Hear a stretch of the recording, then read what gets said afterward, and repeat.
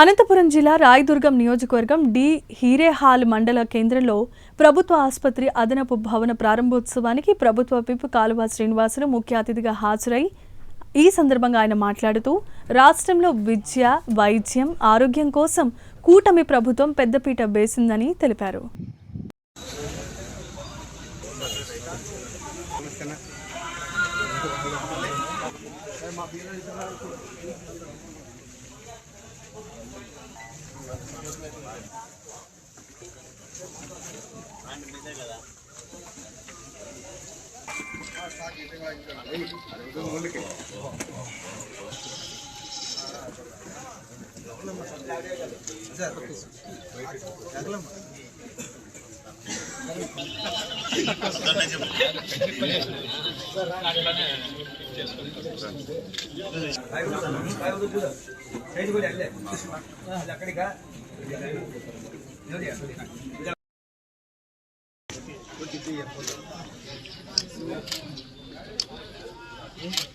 Okay sir.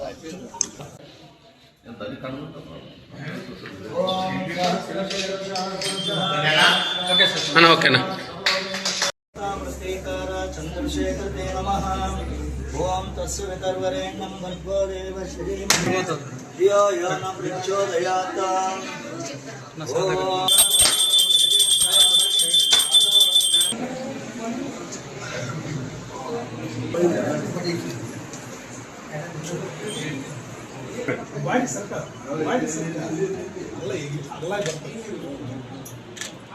Okay sir. Okay sir. Opening చేస్తున్నాము అంటే ఎంత పట్టుదల ఉండి ఈ కార్యక్రమం జరుగుతా ఉందో ఒకసారి అందరూ ఆలోచన చేయాలని చెప్పి మనవి చేస్తూ ఆ గ్రాంట్ కూడా వచ్చింది. తొందరలోనూ కూడా భూమి పూజ చేసి ప్రారంభోత్సవం చేసే కార్యక్రమం కూడా జరుగుతుంది. ఇటువంటి ఎన్నో కార్యక్రమాలు అన్ని గ్రామాలు. నమస్కారాలు.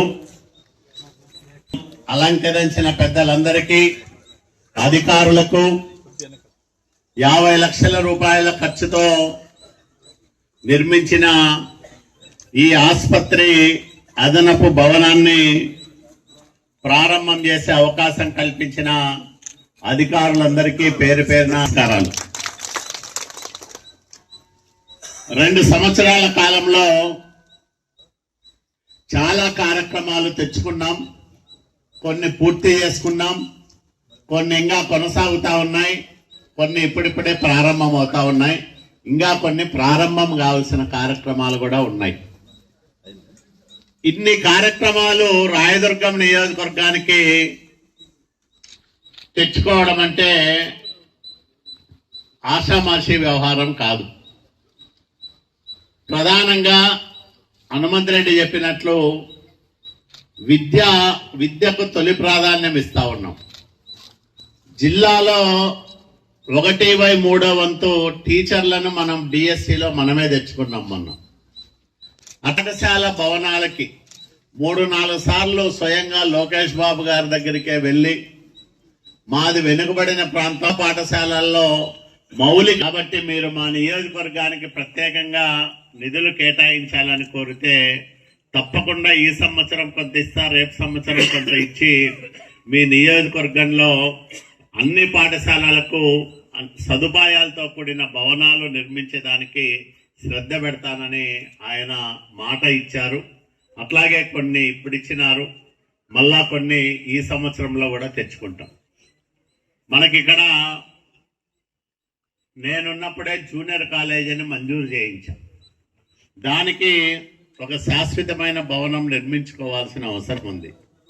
రెండోది 30 పడకల ఆసుపత్రి కావాలని ఇందాక నాగల్లి రాజు గారు అడిగినారు. అది కూడా ఇక్కడ అవసరమే. ఎందుకంటే విద్య, వైద్యం 2 మౌలిక సదుపాయాలకు హీరేహాల్ మండల కేంద్రంలో కొదవ లేకుండా ఉంటే చాలా మంది పేదలు ఇక్కడొచ్చి సౌకర్యం పొందేదానికి ఉంటుంది. అంటే చదువుకోవడానికి కానీ లేకపోతే ఏదైనా ఆరోగ్య సమస్యలు వస్తే చూపించుకోవడానికి కానీ అవకాశం వస్తుంది. నేను మీ అందరినీ ఒకటే కోరుకుంటా ఉన్నా, మనం ఇన్ని కార్యక్రమాలు చేస్తూ ఉన్నాం. చేస్తా ఉన్నప్పుడు దాన్ని పదే పదే మనం ప్రజల దగ్గరికి పోయి చెప్పుకోవాలి. చెప్పుకోవడంలో మనం వెనుకబడి ఉన్నామనేది నా భావన. 14-19లో రాయదుర్గానికి అంతకు ముందు జరిగిన అభివృద్ధి ఒక లెక్క అయితే 14-19 5 సంవత్సరాల కాలంలో దాదాపు 4,500 కోట్ల రూపాయల నిధులు తీసుకొచ్చి అనేక కార్యక్రమాలు చేశాం. కానీ మనము చెప్పుకోలేకపోయినాం. నేను నాయకులను అడిగితే ఏమంటారంటే వాళ్ళకందరికీ తెలుసు, మనం చేస్తున్నాం కదా, కష్టపడుతున్నాం కదా అని అంటారు. కానీ మన కష్టాన్ని, ఆ పని సాధించడానికి మనము పడిన శ్రమని పదే పదే ప్రజలకు చెప్పుకుంటే, ఎందుకంటే ఈ కార్యక్రమాలన్నీ వాళ్ళకే మనం చేస్తా ఉన్నాం. ఇప్పుడు ఇక్కడ మంచి ల్యాబ్ వస్తుంది. ఆ ల్యాబ్లో పరీక్ష చేయించుకునే వాళ్ళకి ఎవరో ఒకరి నాయకుడు వారానికి ఒకసారో 2 సార్లు వచ్చి, అమ్మా ఇది చంద్రబాబు నాయుడు సారు, మా ఎమ్మెల్యే కాలువ శ్రీనివాసులు గారు చేయడం వల్ల ఎక్కడో బళ్ళారికి పోయి మీరు చేయించుకునే పరీక్షలన్నీ ఇక్కడే చేస్తున్నాం, ఇది మీరు మాకు ఓటేయడం వల్ల మేము మీ రుణం తీర్చుకుంటున్నాం తల్లి అని చెప్తే ఆ తల్లి చాలా ఆనందపడతాది. అంటే నా కోసం వీళ్ళు ఈ కార్యక్రమం చేశారు అని. లేకపోతే ఏదో జరుగుతూ ఉంది. ఇప్పుడు కరెంట్ ఉంటే, లైట్ వెలుగుతూ ఉంటే దాని విలువ తెలియదు, కరెంటు పోతేనే దాని విలువ తెలుస్తుంది. అవునా లేదా? ఫ్యాన్ ఆగిపోతే దాని విలువ తెలుస్తుంది, లైట్ ఆరిపోతే దాని విలువ తెలుస్తుంది. అట్లాగే మనము లేనప్పుడు 5 సంవత్సరాలు మన విలువని ప్రజలు గమనించారు. కాబట్టి తిరుగులేని మెజార్టీ. రాయదుర్గం నియోజకవర్గం పుట్టినప్పటి నుంచి ఎవరికీ ఇవ్వనంత మెజార్టీ మనకిచ్చారు.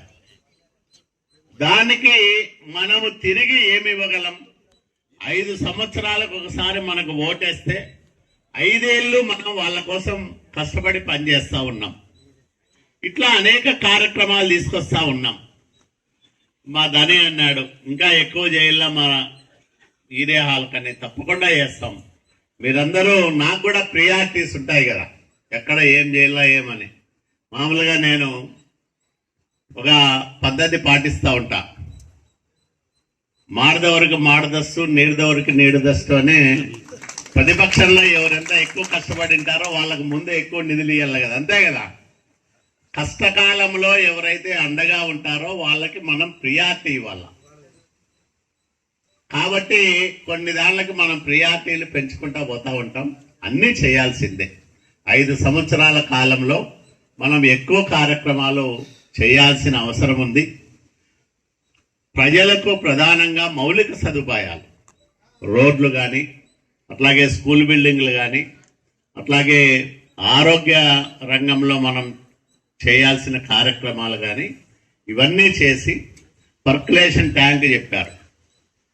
నేమకల్లకు మన ముఖ్యమంత్రి గారు వస్తే మన నాయకుడు చంద్రబాబు నాయుడు గారు ఆయన దృష్టికి తీసుకెళ్లి సార్ ఇక్కడ చుట్టూ పరిశ్రమలు వచ్చే అవకాశం ఉంది, కొంత భూగర్భ జలం పెరిగితే ఈ చుట్టూ వచ్చే పరిశ్రమలకి నీటి ఆధారం వస్తుందని ఆయనకు తెలియజెప్తే ఆయన కూడా పెద్ద మనసుతో ఇది చేద్దాంలే అని అన్నారు. దానికి ప్రతిపాదనలన్నీ కూడా సిద్ధం చేశాం. డిపిఆర్ తయారైంది. అది మళ్ళా ముఖ్య వైసీపీ ఏమీ చేయలేదు. అవునా కాదు? ఏమైనా చేసిందంటే తెలుగుదేశం పార్టీ కార్యకర్తలను ఎట్లా ఇబ్బంది పెట్టాలని ఆలోచన చేసినారు. అక్రమంగా కేసులు పెట్టించారు, రకరకాలుగా ఇబ్బందులు పెట్టారు.